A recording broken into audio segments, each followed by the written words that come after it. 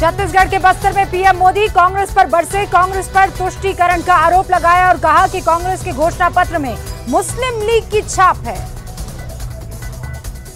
PM Modi ने 25 करोड़ लोगों के गरीबी से बाहर आने का दावा किया, कहा गरीबी दूर नहीं होने तक चैन से नहीं बैठेंगे। पीएम ने कहा कि 2014 के बाद पूरा का पूरा पैसा खाते में आता है, पहले 1 रुपए में महज 15 पैसे ही गरीब तक पहुंच पाता था।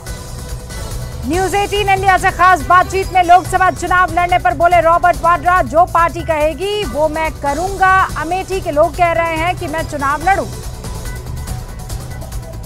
लोकसभा चुनाव के लिए बीजेपी इसी हफ्ते जारी कर सकती है अपना संकल्प पत्र। बीजेपी ने राजनाथ सिंह की अध्यक्षता में 27 सदस्यीय घोषणा पत्र समिति बनाई है।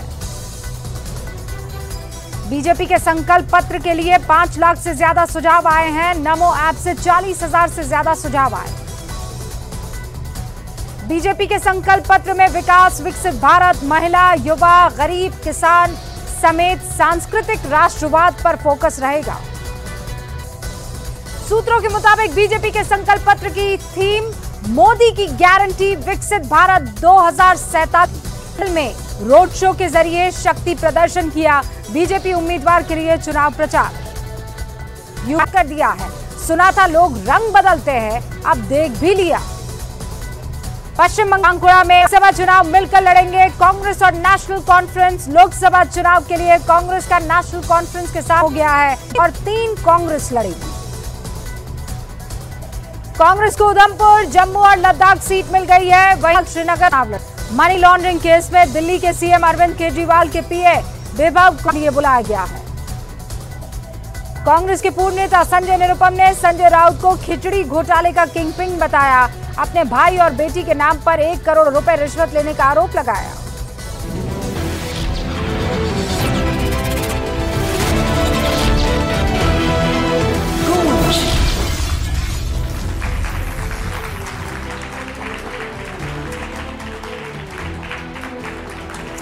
नमस्कार, आप सभी का बहुत बहुत स्वागत है। मेरा नाम रूबिका लियाकत है और आज गूंज एक बहुत ही अलग अंदाज में आपके सामने है। भाई जनरली आप क्या देखते हैं, 2 अलग अलग पार्टियों के नेता होते हैं, एक मुद्दा होता है और उस पर लगातार आप एक दूसरे पर प्रहार करते हुए नेताओं को देख रहे होते हैं। लेकिन आज हमारे साथ गूंज में लोकसभा चुनावों में फर्स्ट टाइम वोट करने वाले वोटर्स हैं और यहां मंच पर हमारे साथ मौजूद है गौरव वल्लभ। मैं पहले आप सभी का स्वागत करना चाहूंगी, ये सारे फर्स्ट टाइम वोटर्स हैं। गौरव वल्लभ, अगर आज से 3 दिन पहले मैं इनका अगर इंट्रोडक्शन देती तो वो थोड़ा अलग किस्म का, लेकिन साथ रहे, कांग्रेस के लिए जी तोड़ मेहनत की और फिर रातों रात मन में एक विचार आया और फिर इन्होंने बीजेपी का कमल हाथ में थाम लिया है। हाथ में कमल बीजेपी का आपने थाम लिया है, क्या वजह? कई जगह पर इंटरव्यू दे चुके हैं, लेकिन मैं न्यूज 18 इंडिया के दर्शकों को और यहाँ पर जो फर्स्ट टाइम वोटर्स बैठे हैं उनको ये बता देना चाहती हूँ कि कुछ ऐसी बातें हैं जो अब तक गौरव वल्लभ ने देश के सामने नहीं रखी हैं। उनके अंदर उस पार्टी को धो गया, इसकी सफाई को उन्होंने नहीं रखा है और आज वही बात आप 5 बजे की इस गूंज में देखने वाले हैं। तो स्वागत है सर आपका। पहला सवाल तो ये कि आपने पानी पी पी कर बीजेपी को करूंगा नहीं करूंगा नहीं करूंगा, 100% नहीं करूंगा, और आपने ये कहा मेरे लिए लिबरल विचार, बौद्धिक अग्रसर, इसीलिए कांग्रेस मेरे लिए सही जगह है। अब 7 साल में ऐसा क्या हुआ कि वो सारी बातें खत्म हो गई और बीजेपी में आपको सब नजर आ रहा है? रूबिका जी, मैं तो वहीं खड़ा हूं अभी भी। कांग्रेस वहां से चली गई जो मेरे विचार थे। मेरे विचार क्या थे? मेरा विचार था बौद्धिक समाज, इंटेलेक्चुअल सोसाइटी। कांग्रेस वहां से निकल चुकी है। मेरा विचार थे नो करप्शन, पर कांग्रेस ने आज कलयुग के सबसे बड़े भ्रष्टाचारी के साथ हाथ मिला लिया।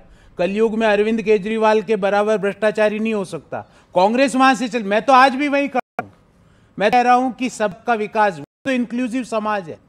आज क्या हो गया रूबिका जी कि मोदी जी को गाली देते देते कांग्रेस आज स्वयं को गाली देना चालू कर चुकी है। एक वीडियो गेम में एक लास्ट स्टेज में एक सेल्फ डिस्ट्रक्शन मोड आ जाता है, आपको याद होगा। मैं कॉन्ट्रा खेलते हैं अपन, एक वीडियो गेम है, उसमें ये Congress party self abusing themselves. और मैं आपको एक उदाहरण देता हूं। नहीं उदाहरण एक फिर मैं आपका सवाल लूंगा। Liberalisation, privatisation, globalisation, PV Narasimha Rao साहब की सरकार के दौरान डॉक्टर मनमोहन हेल्थ क्रिएटर को गाली देती है। पहले अडानी, फिर अंबानी, फिर एयर इंडिया को एक सरकार की तारीफ कर दी, उसको गाली। अरे कहीं तो रुकोगे? नहीं ठीक है, मैं समझ गई, ये बातें आपने पहले भी बोली हैं, लेकिन मुझे ये बताइए कि आप तो बीजेपी की मुखालिफत करते हुए कांग्रेस के साथ थे ना, तो बीजेपी में क्यों आन मिले सजना? मैं ये कह रहा हूं, मैंने 3 बातें बोली थी अपने पत्र में। पहला कि जब मैंने कांग्रेस के नेताओं को कहा कि सनातन गाली, उनके अलायंस पार्टनर सनातन को गाली दे रहे थे, कांग्रेस यहां मुख्य दर्शक बनी हुई बैठी है। इसका मतलब क्या कि खाना एक तरह का पाप है। और रूबिका जी, हर साल मैं बजट पे अपनी प्रेस को कहा, जब तक आप भगवान श्री राम के दर्शन करने नहीं जाओगे, मैं टीवी 4 महीने दिए रूबिका जी, 4 महीने। मैंने कहा अगर आप के दर्शन वहां उसके पास से निकल गए पर दर्शन नहीं करेंगे, तो मैं साहब यूपीए सरकार के मुख्यमंत्री और मंत्रियों के पीए चला रहे हैं। कोई स्टैंड प्रतिष्ठा में मत जाओ।